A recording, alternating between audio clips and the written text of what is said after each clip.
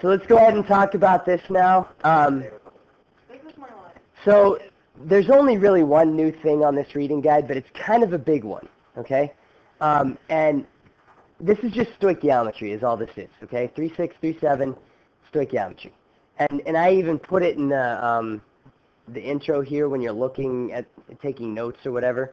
The ICF tables is kind of the one thing that's going to be new that you probably have never done before, okay? Now, I have never taught this at this point in the year before, but I decided I'm going to do it because we start talking about these tables a lot when we get to equilibrium, and I think it would be good if you've seen them ahead of time. So let me kind of go down to an example here. Okay, so the idea of an ICF table. And by the way, there's going to be a quiz question tomorrow where I ask you to solve one using an ICF table, which means by tomorrow you kind of need to know how this works, okay? You don't get to solve it however you want on at least one of the problems, okay? But the idea of an ICF table, you're just talking about your initial conditions for everything in the reaction, what changes, and then your final conditions. Now, the reason I like this is because it does a good job of showing exactly what's happening to each of your reactants and products in the reaction. But it can be a little confusing sometimes, all right? So basically this kind of explains it. And then what it asks you to do is the practice exercise under sample exercise 3.18 on page 104 using the ICF method. So I'm going to walk you through that right now. Okay, so if you want to look in the book on page 104, that might be a good place to be looking so you can see the problem. But the problem, the practice exercise is saying you've got the reaction 2 aluminums plus 3 Cl2 yields AlCl3, okay? And they're telling us this is a mixture of 1.50 moles and 3.00 moles of Cl2 reacting. Now, you guys hopefully remember from last year how to solve this kind of problem normally. What kind of problem is this? If I give you the mass or the moles of both reactants, that's a limiting reactant problem, right? Because one of them is probably going to run out before the other one. But we're going to solve this using the ICF method, okay? So here's how you do this. You've got 2 aluminums. You just write the reaction first of all, okay? Plus 3 Cl2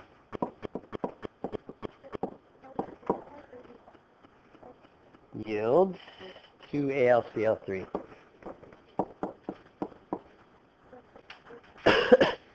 And that's also solid, isn't it?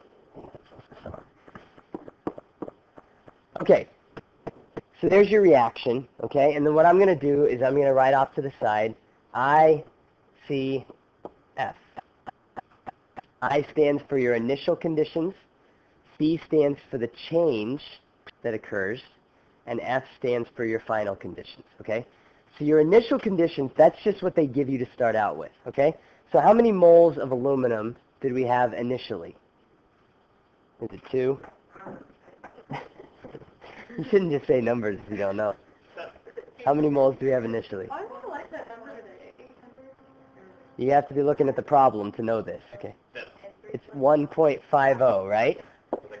1.50 moles of the aluminum. Again, that's in the problem, okay? So you have to look in the problem. And then how many moles of chlorine? 3.00. Now how many moles of AlCl3 do we have to begin with? Okay, it hasn't reacted yet, right? So there's none of this. Those are our initial conditions. Does that make sense to everybody so far? Okay. Now, this is actually really easy to see on this one, so this is a good example to start with. What's our limiting reactant here? Quick. Okay, why aluminum? Okay, now look at this. We can kind of compare these initial amounts to the ratio that there should be in the reaction, right? We've got 3 moles of chlorine. How many moles of aluminum are we supposed to have when we have 3 moles of chlorine? We're supposed to have 2, but we only have 1.5, okay? So we can see already aluminum's the limiting reactant here, right? Now, the limiting reactant, that means that's going to be completely used up. So if we have 1.50 moles of aluminum, the change is going to be 1.50 moles, right? Which is going to leave us with 0 moles of aluminum. Now, here's where it's a little bit tricky, okay? If 1.50 moles of aluminum react, how many moles of chlorine are going to react? Now, where did that number come from? Okay. So here's the thing, right? For every 2 moles of aluminum that react, there's going to be 3 moles of chlorine. So if we're losing 1.50 moles, let me see if I can actually write this. 1.50 moles, I'm going to run out of room if I write it there. Okay, I'll write it down here. 1.50 moles, and then I'll have to erase this, of the aluminum. You can actually set up a little dimensional analysis thing here just to help you out, okay? Moles of aluminum on the bottom, moles of Cl2 on the top. This is going to be a 3 to 2 ratio. So we take the 1.5 times 3 divided by 2. Okay, and I should be able to do that in my head. Yep, 2.25. Just want to make sure. Okay, now, are we losing 2.25 moles or are we gaining 2.25 moles of the chlorine? I heard somebody say it. Now, why is it that we're losing 2.25 moles? Because when a reaction occurs, the reactants drop in amount, and we increase the amount of the products, right? That's how it works. So everything on this side of the arrow is going to go down, okay? Everything on this side of the arrow is going to go up. Now, how much is the aluminum chloride going to go up by? And now this is a little easier to see because there's a 2 here, right? So this is going to be a 1-to-1 ratio between the amount of this that gets used up and the amount of the aluminum chloride that gets produced. So if we're losing 1.50 moles of the aluminum, then we should be gaining 1.50 moles of the aluminum chloride.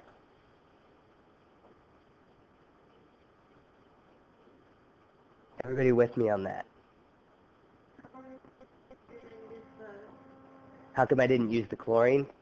Because there's a 3 there, so it's more complicated to figure out the 3 to 2 ratio. You could use the chlorine, right?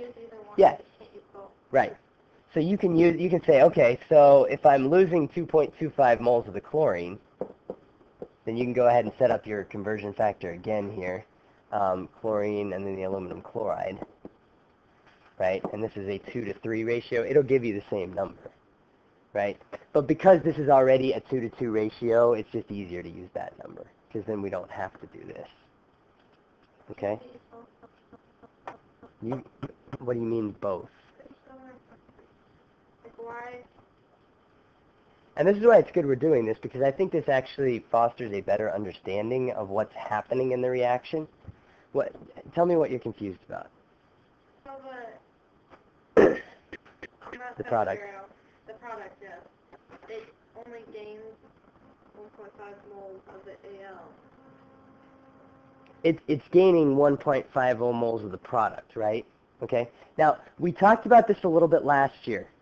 Remember that when we're talking about moles, that these things don't always add up quite right. I think we talked about that last year, unless I talked about that with my AP chemistry. But you can't do like a conservation of mass thing like you can with grams with moles. Okay? So I think maybe that's where you're getting stuck. You're thinking, yeah, it doesn't work that way with moles. Now, if we were doing grams, if this is 1.50 grams and 3.00 grams, and these both completely reacted, then you're going to have 4.50 grams of your product, right? But it doesn't work that way with moles because these things are getting rearranged, right? Because you've got 2 moles of aluminum, you've got 3 moles of chlorine gas, and that's making 2 moles of aluminum chloride. 2 plus 3 equals 2 when you're talking about moles. Yeah, did I just blow your mind there? Where does the 2.25 go? Well, it gets used up, but it ends up in the aluminum chloride, right? Yeah. Okay. So basically these chlorines are going to break apart, and then they're going to end up forming an ionic bond with the aluminum. Okay? It's okay if you don't completely understand what's happening in the mechanism of the reaction yet. We're going to talk about that more later in the year. Okay? But what you need to understand here is, just remember, this is not law of conservation of moles. There is no such thing. Okay? It's the law of conservation of mass. I know, it's a little weird. And we're going to talk about it more. It might become more clear when we talk about solutions in the next chapter. Okay? All right. So, we've got 0 moles of this to start with. Yeah, it does. So 0 moles of this at the end of the aluminum. How many moles of the chlorine do we have left? Yeah, 0.75.